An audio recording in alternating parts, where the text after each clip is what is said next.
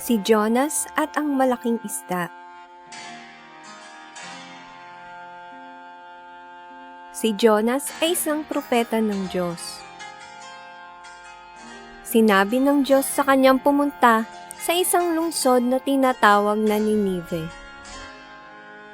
Ang mga tao roon ay masasama. Sinabi ng Diyos kay Jonas na sabihin sa mga taong magsisi. Hindi sinunod ni Jonas ang Diyos.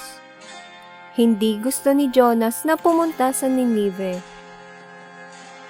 Hindi niya gustong sabihin sa mga taong magsisi. Sumakay siya sa isang sasakyang dagat. Ang sasakyang dagat ay maglalayag sa ibang lungsod.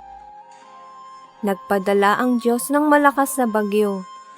Ang hangin ay umihip ng malakas. Ang mga kalalakihan sa sasakyang dagat ay natakot na ito ay lumubog. Ang kapitan ng sasakyang dagat ay nagpunta kay Jonas. Si Jonas ay natutulog. Ginising siya ng kapitan. Sinabi niya kay Jonas na manalangin at hilingin sa Diyos na tulungan sila. Naisip ng mga kalalakihan na ang bagyo ay dumating dahil si Jonas ay nasa sasakyang dagat. Gusto nilang tumigil ang bagyo. Tinanong nila si Jonas kung ano ang dapat nilang gawin. Sinabi ni Jonas sa kanilang itapon siya sa tubig. Alam niyang ipinadala ng Diyos ang bagyo dahil sa kanya. Hindi niya sinunod ang Diyos. Hindi gusto ng mga kalalakihang itapon si Jonas sa tubig. Subalit alam nila ang bagyo ay titigil kung gagawin nila ito. Kaya siya ay itinapon nila sa tubig. Ang bagyo ay tumigil. Ang Diyos ay nagpadala ng isang malaking isda. Nilulun ng isda si Jonas.